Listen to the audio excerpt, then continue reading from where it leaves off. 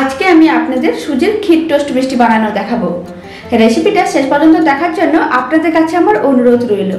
আর এই মিষ্টির রেসিপিটা ভালো লাগলে চ্যানেলটি সাবস্ক্রাইব করে নেবেন, পাশে থাকা বেল আইকনটি প্রেস করে নেবেন। আমি যখন নতুন কোনো রেসিপি আপলোড করব আপনাদের কাছে সবার প্রথমে পৌঁছে যাবে। আর এই মিষ্টিটা বানানো কিন্তু একেবারে সহজ, খেতেও কিন্তু ভীষণ ভালো হয়। তো চলুন এবার আমি একটা মিষ্টি কেটে দেখাচ্ছি।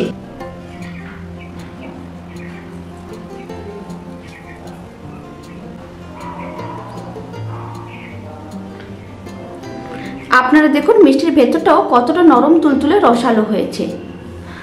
তো চলুন দারুণ স্বাদের মিষ্টিগুলো বানানো শুরু করা যাক। প্রথমে একটি কড়াইকে গ্যাসের ওপর বসিয়ে দিয়েছি। এখন কড়াইয়ের মধ্যে দিয়ে দিচ্ছি মেজারিং কাপের হাফ কাপ সুজি।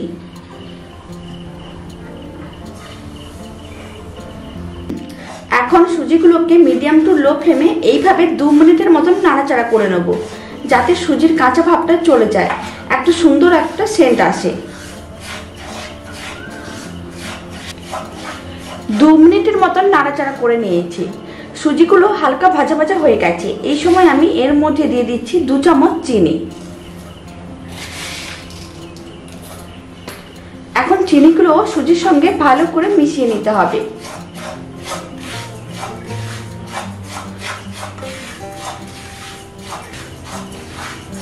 চিনিগুলো খুব ভালো করে মিশিয়ে নিয়েছি। এখন আমি এর মধ্যে দিয়ে দিচ্ছি দুধ। এখানে আমি যতটা সুজি নিয়েছিলাম ততটাই আমি লিকুইড দুধ দিয়ে দিচ্ছি। ফ্লেমটা এই সময় একেবারে লোতে রাখতে হবে। এখন খুব ভালো করে মিশিয়ে নিতে হবে।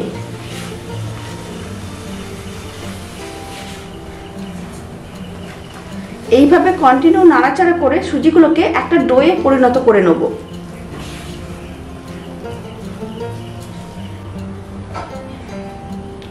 কন্টিনিউ নাড়াচাড়া করে এইভাবে একটা ডোয়ের মতন বানিয়ে নিয়েছি। এখন সুজির ডোটাকে আমি তুলে নিচ্ছি আর একটা প্লেটে করে নিয়ে নিতে হবে।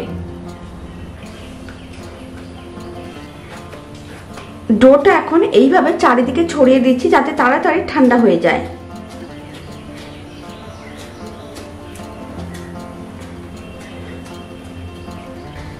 সুজির ডোটা ঠান্ডা হয়ে গেছে। এখন একসঙ্গে নিয়ে খুব ভালো করে মেখে নিচ্ছি। এইভাবে আমি 2 মিনিটের মতন খুব ভালো করে মেখে নেব।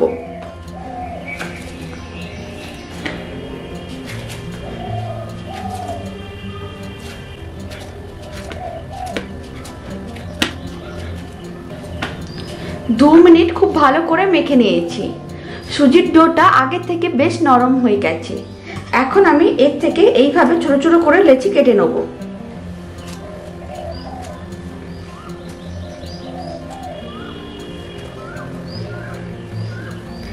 এখন আমি হাতে অল্প পরিমাণ তেল ব্রাশ করে নিয়েছি আর একটা সুজির ডো নিয়ে নিলাম। এখন সুজির ডোটাকে প্রথমে এইভাবে গোল বলের মতন করে বানিয়ে নেব। তারপর একটু এইভাবে লম্বা করে নিতে হবে। এবার প্রেস করে চ্যাপটা করে নিতে হবে। এইভাবে আমি সুজির মিষ্টিটার শেপটা দিয়ে দিলাম। আপনারা আপনাদের পছন্দ মতন যে কোনো শেপও দিতে পারেন। এখন এইভাবে সমস্ত সুজির মিষ্টিগুলো রেডি করে নিচ্ছি। একইভাবে আর একটা বানানো দেখিয়ে দিচ্ছি। প্রথমে এইভাবে গোল বলের মতন করে বানিয়ে তারপরে এইভাবে একটু লম্বা করে তারপরে লম্বা লেচিটাকে এইভাবে প্রেস করে চ্যাপটা করে নিতে হবে। এইভাবে আমি সমস্ত মিষ্টিগুলো রেডি করে নিচ্ছি। তারপরে আমি আপনাদের একসঙ্গে দেখাচ্ছি। একইভাবে সমস্ত লেচিগুলোকে প্রথমে গোল করে তারপরে লম্বা করে একটু চ্যাপটা করে নিয়েছি। এখন মিষ্টিগুলো বানিয়ে নিতে হবে। মিষ্টিগুলোকে ভাজার জন্য কড়াইতে আমি পরিমাণ মতন তেল নিয়েছি। এখন তেলটা প্রথমে ভালো করে গরম করে নিতে হবে। তেলটা গরম হয়ে গেছে। সুজির যে মিষ্টিগুলো আমি বানিয়ে রেখেছি সেইগুলো এখন তেলের মধ্যে দিয়ে দিচ্ছি।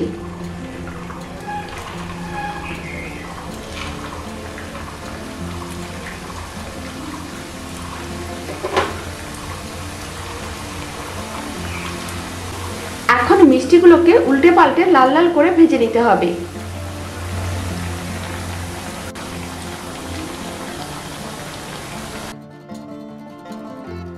মিষ্টিগুলোকে উল্টে পাল্টে লাল লাল করে ভেজে নিয়েছি।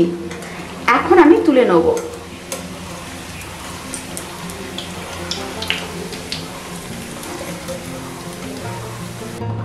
একটি ফ্রাইং প্যানকে গ্যাসের ওপর বসিয়ে দিয়েছি। ফ্রাইং প্যানের মধ্যে আমি দিয়ে দিচ্ছি 100 গ্রাম চিনি। এখানে আমি যতটা সুজি নিয়েছিলাম ঠিক ততটাই আমি চিনি দিয়ে দিচ্ছি। আর যতটা আমি চিনি নিয়েছি, এখানে 100 গ্রাম চিনি নিয়েছিলাম, তাই এখানে মেজারিং কাপের হাফ কাপ জল দিয়ে দিচ্ছি। ঠিক যতটা চিনি ততটাই জল। এখন চিনিগুলো মেল্ট হওয়ার জন্য অপেক্ষা করব। চিনিগুলো মেল্ট হয়ে গেছে। এখন আমি চিনি শিরার মধ্যে দিয়ে দিচ্ছি দুটো এলাচ। এলাচ দুটোকে একটু ফাটিয়ে দিচ্ছি যাতে ফ্লেভারটা ভালো আসে। এখন চিনি শিরার সঙ্গে ভালো করে মিশিয়ে নিতে হবে।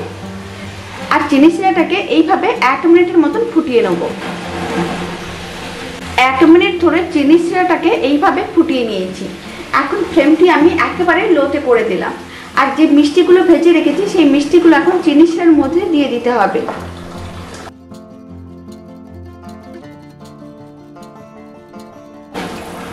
সমস্ত মিষ্টিগুলো দিয়ে দিয়েছি। এখন মিষ্টিগুলোকে চিনি শিরার মধ্যে এইভাবে উল্টে পাল্টে 10 মিনিটের মতন রাখবো। এতে মিষ্টিগুলো চিনি শিরাটা সোক করে বেশ নরম হয়ে যাবে।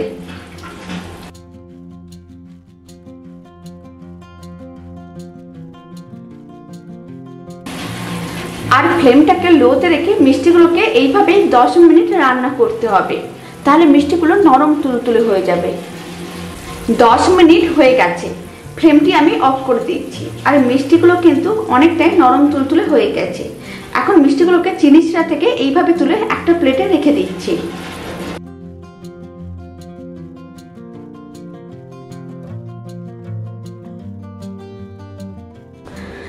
এবার সুজির মিষ্টিগুলোকে এইভাবে 5 মিনিট রেখে দেবো যাতে একটু ঠান্ডা হয়ে যায়।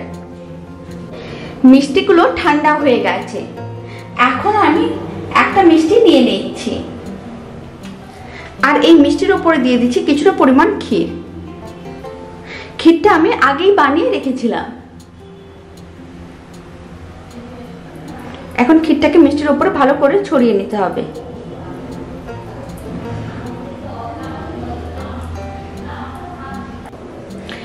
এইভাবে মিষ্টিগুলোর উপরে ক্ষীরটা আমি ছড়িয়ে নিচ্ছি। এইভাবে একবার সুজির ক্ষীর টোস্ট মিষ্টিটা বানিয়ে দেখতে পারেন, খেতে কিন্তু খুবই ভালো হয়। বাকি মিষ্টিগুলোর উপরেও একইভাবে ক্ষীরটা ছড়িয়ে দিচ্ছি। সমস্ত মিষ্টিগুলোর উপরে ক্ষীরটা ছড়িয়ে দিয়েছি। এখন আমি এর উপরে দিয়ে দিচ্ছি সামান্য পরিমাণ পেস্তার গুঁড়ো। এতে মিষ্টিটা দেখতে বেশ ভালো লাগবে।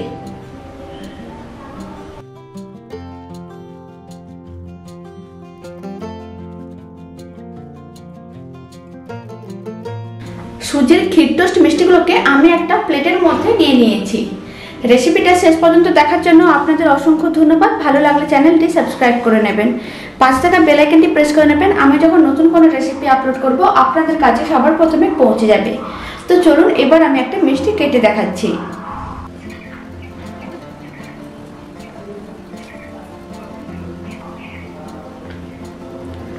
আপনারা দেখুন মিষ্টির ভেতরটাও কতটা নরম তুলতুলে রসালো হয়েছে। তো চলুন মিষ্টির ভিডিওটা এখানেই শেষ করছি। আপনারা সবাই ভালো থাকবেন, সুস্থ থাকবেন। আর এই মিষ্টির রেসিপিটা বাড়িতে বানালে কমেন্ট বক্সে জানাতে একেবারেই ভুলবেন না খেয়ে আপনাদের কেমন লাগলো। আপনারা সবাই ভালো থাকবেন, সুস্থ থাকবেন। আপনাদের সঙ্গে আবার আমার নতুন রেসিপি নিয়ে দেখা হচ্ছে।